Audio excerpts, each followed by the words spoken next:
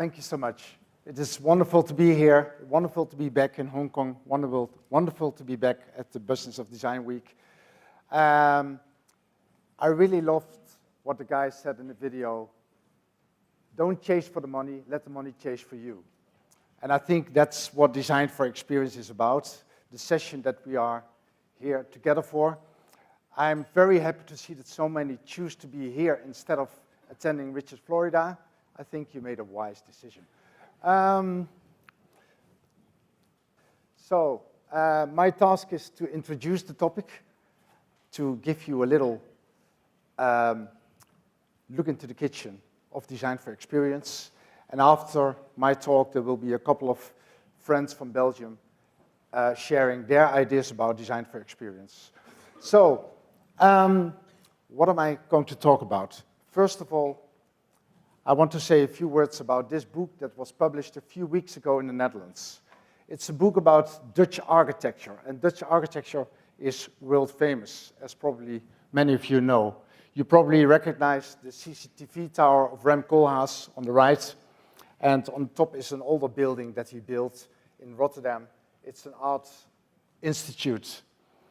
And in this book, the author describes people like Koolhaas as being part of one type of architects who could be described as conceptualists, people who put a strong emphasis on a concept that is driven to the extreme, thereby resulting in a very rich, powerful design that, according to Koolhaas, could be put anywhere. He used the word that I'm not allowed to use. It starts with an F and then you have another 3 letters. And after that, he said the context. So these works are almost without context. They are iconic and they can be placed anywhere. Like this one, for example. Contrary to this movement, which resulted in celebrated artists like Koolhaas and BODW, we have architects who very much look into what human beings are looking for, what they find comfortable, what they find safe, what they find pleasant. These architects like Sjoerd Soeters, and on the bottom you see a building made by the Luxembourg architect Rob Krier. It's actually the building I'm living in Amsterdam. These architects are mainly driven by the human scale, you could say, what people really find a pleasant environment to live in. And what the writer of this book described is that there's really a big fight and divide between these two worlds. And at the evening where this book was presented, Winnie Maas from BODW and Sjoerd Soeters, two of the extremes of this dimension, you could say, were actually fighting each other the room out. You see a similar divide in the design world, in the product design world. On top you see a design that was made by one of the students from the Design Academy in the Netherlands, one of the famous design/art schools. It's a minesweeper. Well, it's supposed to be a minesweeper. It's more like a poetic gesture towards the situation in Afghanistan. The guy who made this is also from Afghanistan, and he wanted to show that there is a concern for what is happening there and that designers should play a role there. Whether the role that he played with this design, that has also been heavily disputed by a colleague of mine from the Technical University. At the Technical University, they say, well, these things first and foremost have to work, they have to function, they have to be reliable, they have to clear the minds. If they don't clear the minds, then it's a useless object. And that's a completely different mindset. At our school in Delft, we, for example, make these kind of wheelchairs that are very, very much crafted on the basis of what children in wheelchairs look for, what they need.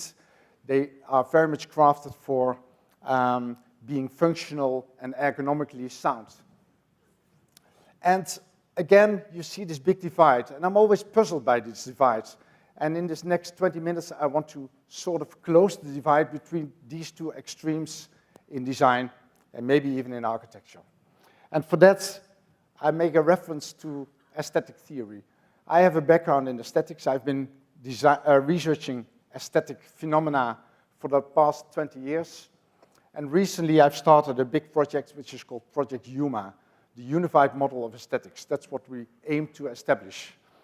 And this model is based on a theoretical notion, a theoretical starting point, that people are driven by two main motives. One motive drives us towards things that are safe, that protect us, that we feel comfortable with. On the other hand, we are also driven to learn something new and to accomplish ourselves, to look for challenges and for new things. And you can see these opposing forces in a couple of aesthetic principles. They are listed here. On the top, you see the principle of unity and variety. On the one hand, we like to see variety, but at the same time, we want unity amidst this variety. On the bottom left, you see a coffee maker by Fukasawa, which is a good example, I think, of the principle that was also coined this morning by Patrick Lecomont, which is called most advanced yet acceptable. We like products that are on one hand very advanced, novel, you could even say iconic, but at the same time, and that's important, at the same time they are very acceptable in terms of relevant, appropriate, have an understanding for what humans really need. And on the top and on the bottom right, you see another example of maybe the most famous law of aesthetics, maximum effect for minimum means, which means that designers should strive to develop a product that solves as many issues as possible with the minimal of means. This is a product that in itself is not very aesthetically pleasing, you could say. It's a garbage bag, but it's a garbage bag that was especially designed to allow people to give away the things they no longer use and no longer need, but they think might be useful for other people.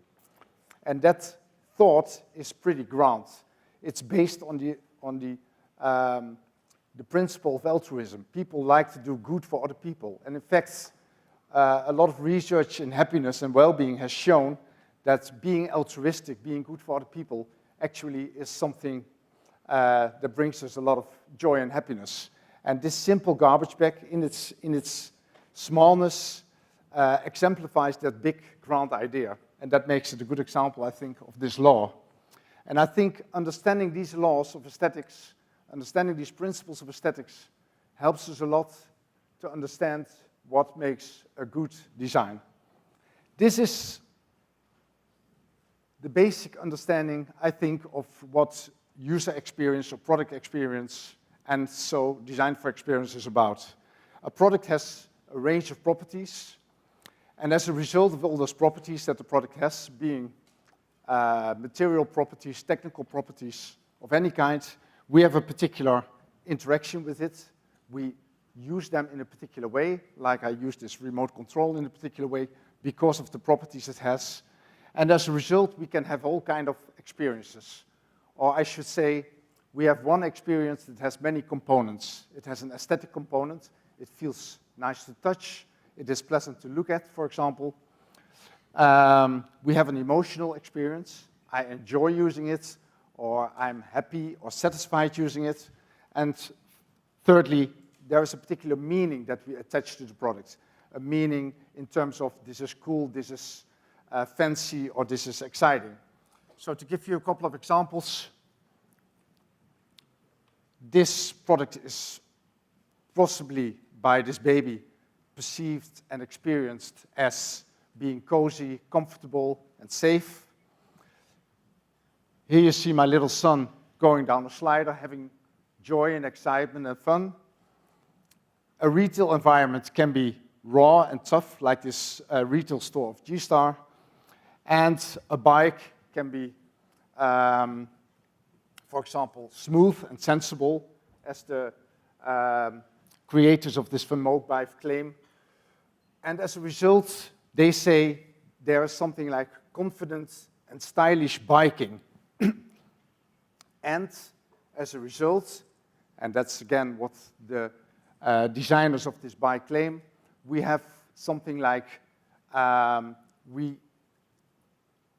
the bike makes you go to work whistling, and that's the essence. And I think that's the essence of experience design, and I hope that I can make that clear with this expansion of the model that we are currently working on. This is really relatively a recent insight where we added on top of this experience level, the level that we call the impact level. And when we go to the impact level, it's actually the level that decides why we interact with products at all. To understand that products are just a means to an end, and that end can be behavioral, that can be experiential, and ultimately that end has to do with our quality of life, our happiness in life, our well-being, and the happiness, you could say, of society. Let me explain this model with an example from one of our students. For my graduation project at the TU Delft, I developed a game which allows isolated children in child hospitals to play with their peers. Even though they are very ill, they don't always feel sick and they still feel a strong drive to play and explore. But they have no way of getting into contact with their peers at the hospital. It's called Connect, and it's a game they can play on the windows between their rooms and the hallways. So Connect is a set of ambiguous shapes that you can attach to the window using suction cups and magnets. And by combining the ambiguous shapes in different ways, you can play different kinds of games. So you can play existing games like tic-tac-toe, but you can also play chess, or you can build your own fantasy world. To test Connect, I placed it at the oncology department of a Dutch child hospital, and this is what happened.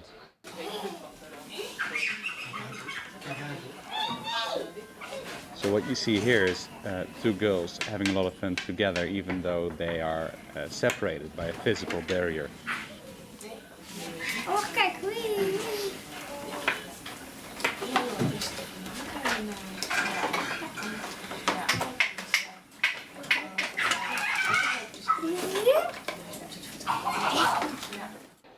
My ambition with Connect is to further optimize it and to produce it so it can actually be used in child hospitals.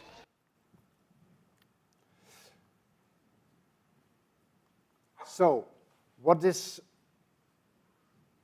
well, from the outside, superficially simple products, it's a set of ambiguous shapes, as he said, that are colorful.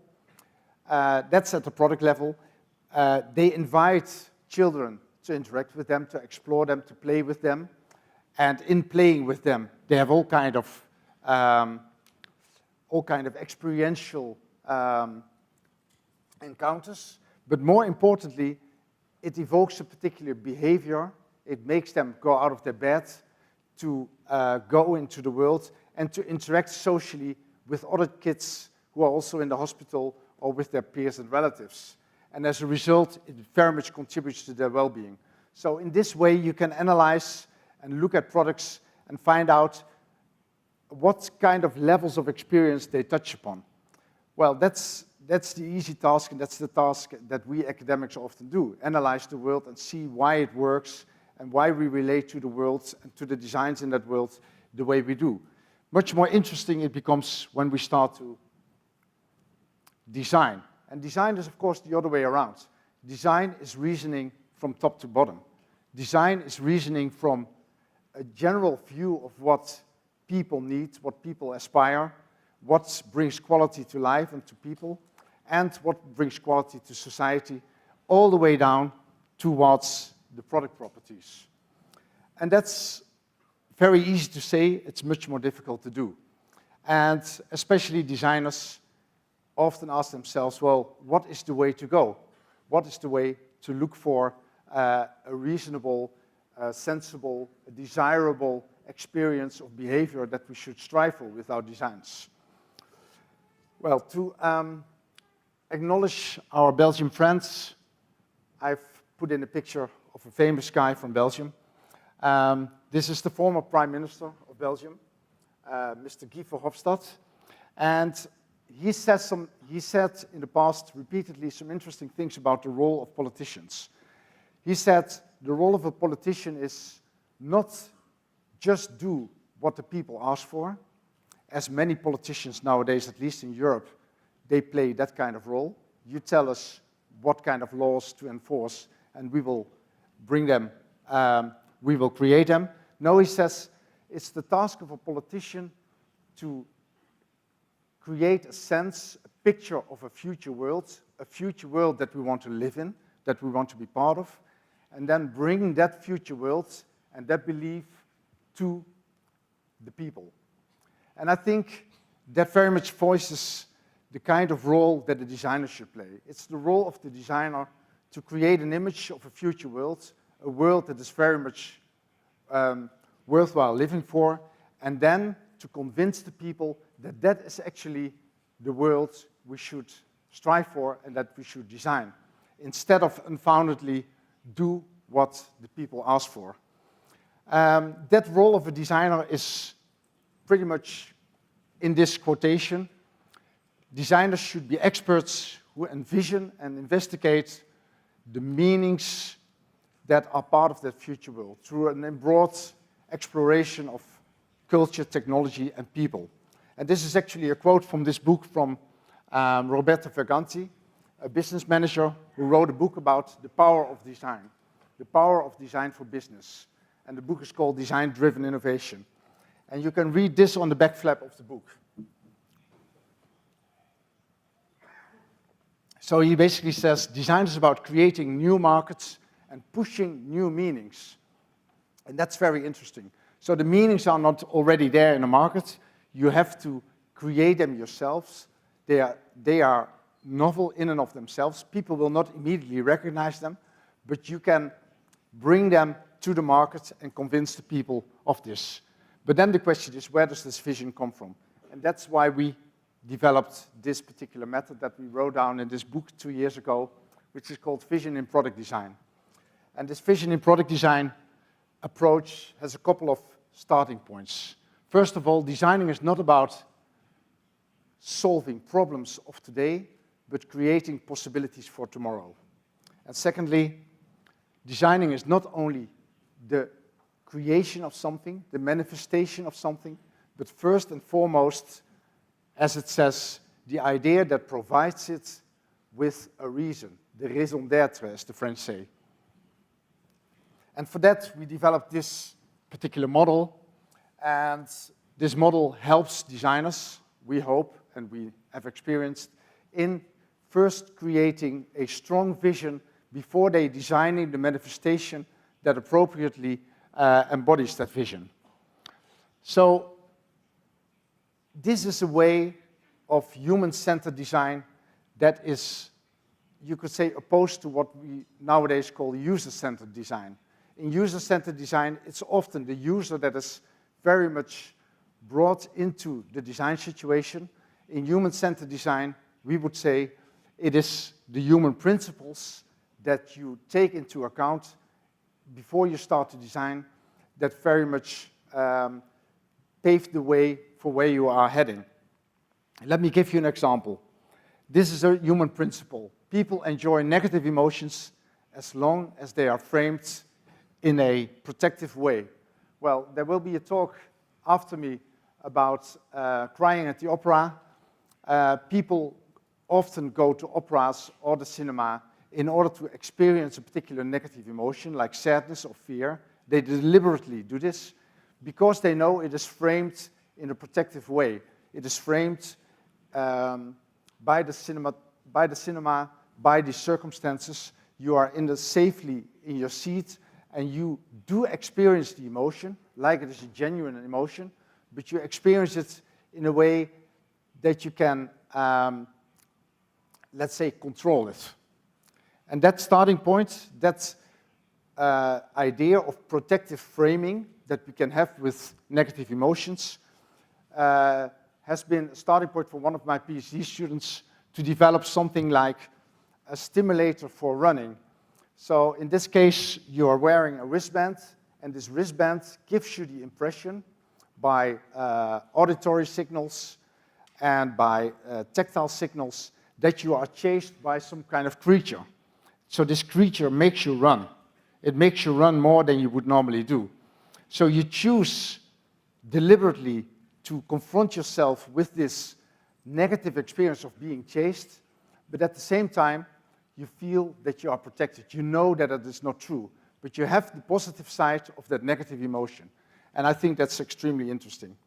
So these kind of human principles, and there are loads of them, there are hundreds, thousands, millions of them, that are such a powerful resource for designers, next to all the trends and developments that take place. These kind of human principles should be taken much more into account in the design process than is done nowadays. And they together constitute the how, and they together constitute the kind of experience and behavior that you want to promote with your design.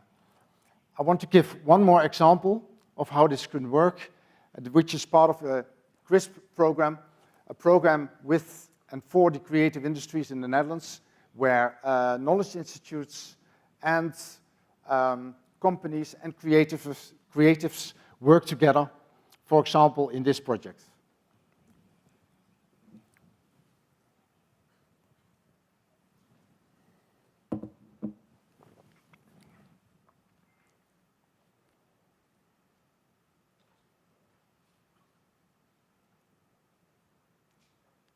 Sorry, there's no music.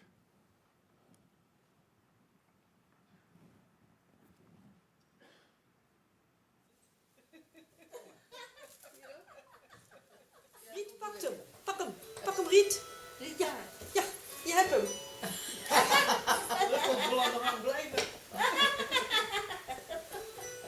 Ja, hebben eens houden. Doe maar. Oh, pak hem maar. Hoi, ze allemaal? Kom wel eens hoor. Nee, ze zijn weggelopen. Nou, ze zwemmen op de hand. Ja, ze zijn weg. Komt er eentje terug. Komt die terug? Ja, dan komt er eentje terug. Oh ja. Ik kan hem vegen, maar daar gaat hij. Kijk. Moet je hem bezem?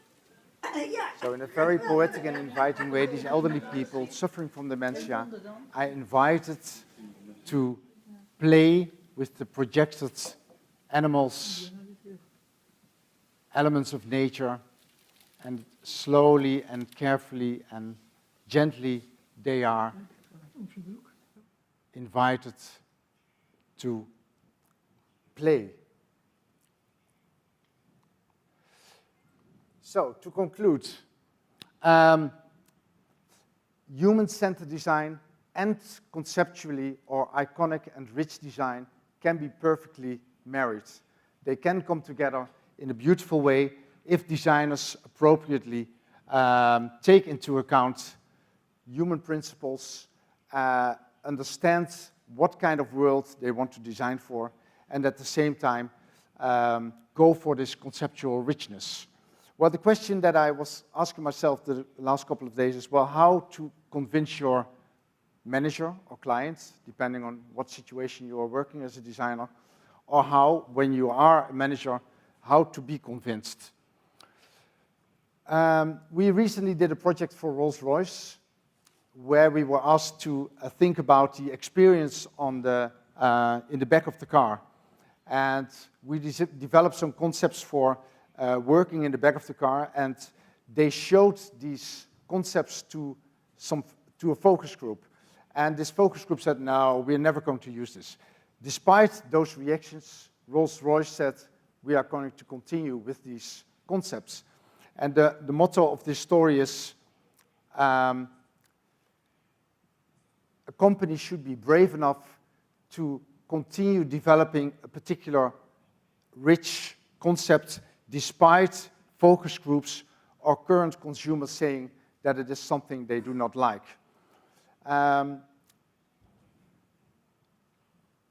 The point is that you have to believe in this why. You have to believe in the raison d'être that the designer is providing. You have to believe in the kind of starting point, the kind of vision that the designer offers you. And then, and there the aesthetic principles come back, then you have to rely on your aesthetic sense, and even a designer, even a manager hopefully has an aesthetic sense. Then your aesthetic sense will say whether the final outcome, whether the concept and the embodiment is a proper reflection of that starting point, of that raison d'etre. And then you can rely on it. And then you don't need figures from the markets and the results of focus groups. To conclude, these same architects that I showed in the beginning nowadays try to bring those worlds together. This is one of the latest results, one of the latest projects of MVADV. It's a library in the center of Spijkenisse, which is a very small town in the Netherlands, which is called the Boekenberg. And this is a conceptually, I think, very strong statement. At the same time, as you saw in the first picture, it perfectly fits into the natural environment of this village. And even the main proponent of the other stream, the stream that first and foremost wanted, let's say, to please the public by having neo-traditionalist type of designs, even that proponent, Schutters, recently built this hotel in Zaandam that is both very recognizable and traditional. At the same time, it's a very strong statement about stapling. And I think these two worlds slowly merge and know how to find each other. And I think that's a very promising end of this talk. Thank you so much.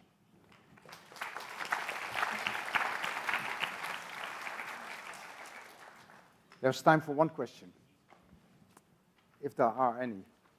谢谢给我这机会因为我知道就是说设计其实是有设计风格的，然后我也知道说荷兰的设计风格很强烈。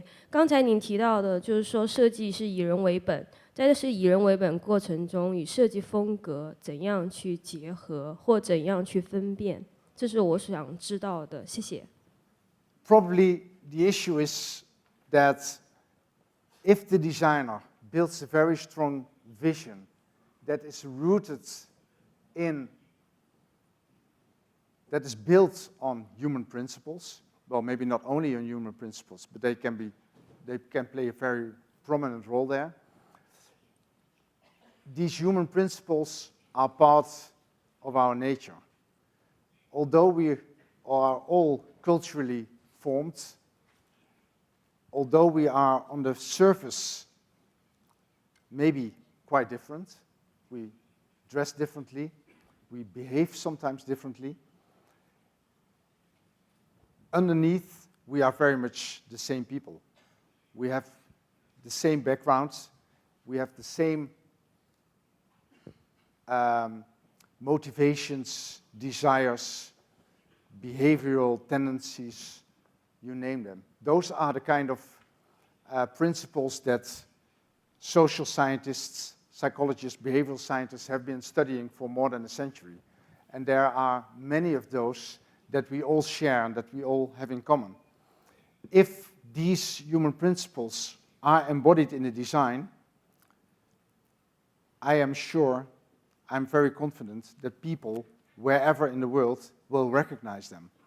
They will recognize them because they are as much part of the nature of the designer who puts them in there as that they are part of you, us, when we are confronted with these designs. So we will recognize the value and the meaning that it has for us, regardless of where we are from and what we are doing. Okay? Thank you.